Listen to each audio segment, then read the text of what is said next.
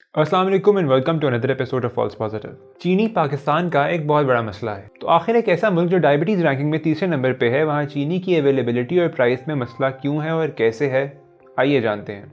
पाकिस्तान का चीनी का मसला दरअसल पाकिस्तान से भी पुराना है। 1934 में शुगर केन एक्ट पास किया गया जो उस वक्त अंग्रेज हुकूमत ने बनाया था। इस लॉ के मुताबिक किसी भी ऐसे फर्द को शुगर मिल सेटअप करने की इजाज़त नहीं है जिसके पास लाइसेंस ना हो। और लाइसेंस अवॉर्ड करने वाला कौन होगा? सूबाई हुकूमत। इस लॉ की उस वक्त सिग्निफिकेंस ये थी कि ना सिर्फ ब्रिटिश गवर्नमेंट अपने अंडर शुगर प्रोडक्शन को कंट्रोल कर सके बल्कि इस पर भारी टैक्स भी वसूल कर सके। अंग्रेज के जाने के बाद हमने उन्हीं लॉज में माइनर अमेंडमेंट्स करने के बाद उनको दोबारा फॉलो करना शुरू कर दिया। और जहां प्रोडक्टिविटी और क्रॉप यील्ड को बढ़ाने के लिए बहुत काम किया गया, वहीं पे यील्ड मैनेजमेंट के ऊपर बिल्कुल काम नहीं हो सका। पाकिस्तान में चीनी के मसाइल दो मेजर तरीके से कैटेगराइज किए जा सकते हैं। एक प्रॉब्लम है कॉस्ट और प्राइस का और दूसरा है प्रोडक्टिविटी और क्लाइमेट का। एक सबसे बड़ा क्रिटिसिज्म पाकिस्तान की शुगर मार्केट के ऊपर यह है कि हुकूमत इसको बहुत बड़ी हद तक रेगुलेट करती है। और ये वो रेगुलेशन नहीं जिसमें हुकूमत मुल्क के अंदर रहने वाली और मुल्क से बाहर जाने वाली शुगर को कंट्रोल करे, बल्कि ये और तरह की रेगुलेशन है। इसका मकसद किसान और मिल ओनर दोनों को चेक में रखना है। एक मिल के लिए ज़रूरी है कि वो अपने इर्द गिर्द के एक डिफाइंड इलाके के किसान से ही गन्ना खरीदे और उसके ऊपर उसको एक मिनिमम सपोर्ट प्राइस दे। ये सपोर्ट प्राइस हुकूमत सेट करती है। असूलन तो ये लॉ किसान को प्रोटेक्ट करने के लिए बनाया गया है, लेकिन अच्छी फसल की सूरत में यहाँ मिल ओनर्स की मुनाफसनी बन जाती है। जबकि बुरी फसल की सूरत में भी किसान को सपोर्ट प्राइस ही मिलेगी, क्योंकि किसान के पास शुगर केन स्टोर करने की कैपेबिलिटी नहीं है। हर शुगर मिल का एरिया डिफाइंड होता है और उस एरिया के किसान से किसी और शुगर मिल का ओनर रॉ मटेरियल नहीं ले सकता। इसीलिए किसान काफ़ी हद तक मजबूर भी होते हैं। ये कहलाता है लाइसेंस राज। दूसरी जानिब किसी भी इलाके में एक नई शुगर मिल सेटअप करने का जो लाइसेंस है वो प्रोविंशियल गवर्नमेंट देती है और उसके ऊपर एक भारी पॉलिटिकल गेट कीपिंग मौजूद है।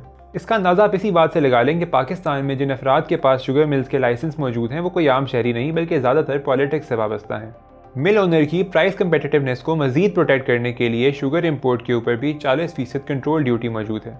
इस सब के ऊपर अगर रेगुलेशन की कोई और गुंजाइश बच जाती है तो हुकूमत रिटेल प्राइस के ऊपर भी एक सीलिंग रख देती है। अब जब हर कदम पर प्राइसेस को इसी तरह छेड़ा जाए और मार्केट को अपनी प्राइसेस अपनी कंपेटिटिवनेस के हिसाब से एडजस्ट ना करने दी जाए तो उसमें से सीपेजेस के चांसेस बढ़ जाते हैं और गवर्नेंस भी मुश्किल हो जाती है। लेकिन इसकी फ्लिप साइड ये है कि अगर शुगर मिल्स को फ्री हैंड दे दिया जाए तो वो कार्टेल्स बनाकर आर्टिफिशियल शॉर्टेज क्रिएट कर सकते हैं, जिससे वो अपनी मर्जी का रेट ड्राइव करते हैं। बिल्कुल उसी तरह जिस तरह 2019 में FIA की इन्वेस्टिगेशन रिपोर्ट में देखने में आया था।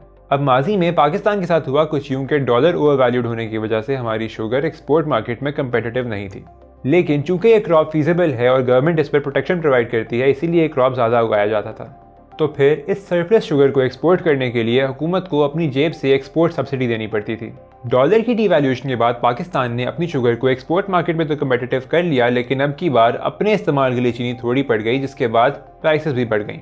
इसी दौरान कुछ गवर्नेंस फेलियर्स और कुछ कार्टेल फॉर्मेशन के बाद चीनी की स्पेकुलेटिव प्राइसेस के बाद एक आर्टिफिशियल शॉर्टेज क्रिएट हुआ, जिसके बाद चीनी की प्राइस बहुत ऊपर चली गई। फिर इंक्वायरी बैठी, रिपोर्ट शाया की गई, लेकिन क्या फ़ायदा, चीनी तो बिक चुकी थी। नतीजा यह निकला कि 2020 के बाद पाकिस्तान ने चीनी एक्सपोर्ट नहीं की बल्कि उल्टा चीनी इंपोर्ट करनी पड़ी।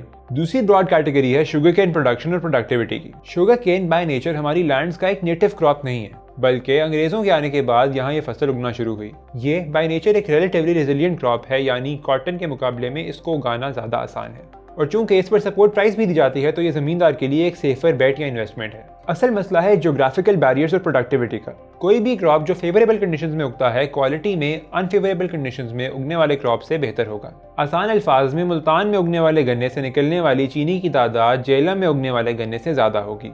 एक शुगर केन का सुक्रोज रिकवरी लेवल उसमें से निकलने वाली चीनी की तादाद को मुतय्यन करता है। तो साउथ पंजाब में उगने वाले शुगर केन का सुक्रोज रिकवरी लेवल सेंट्रल और नॉर्दर्न पंजाब से कहीं ज़्यादा है। फिर भी सेंट्रल और नॉर्दर्न पंजाब में शुगर मिल्स की मौजूदगी की वजह से ना सिर्फ वहाँ पर शुगर केन उगाया जाता है बल्कि उसको नॉन कम्पेटिटिव प्राइसेस पर चीनी में कन्वर्ट भी किया जाता है। अब चूंकि शुगर मिल के गिरदोनवाब में शुगर केन प्लांट करना ज़रूरी है ताकि वो शुगर मिल चल सके, इसीलिए गन्ना उन इलाकों में भी प्लांट किया जा रहा है जहाँ पर उसकी प्राइस कम्पेटिटिव नहीं है, जबकि उन इलाकों में कम प्लांट किया जा रहा है जहाँ पर इसकी प्राइस कम्पेटिटिव भी है और प्रॉफिटेबल भी। हम बहुत दफ़ा शुगर मिल माफिया का नाम सुनते हैं और उनकी स्पेकुलेटिव प्राइसिंग और रेंट सीकिंग के ऊपर पॉलिटिकल पॉइंट स्कोरिंग भी होते देखते हैं।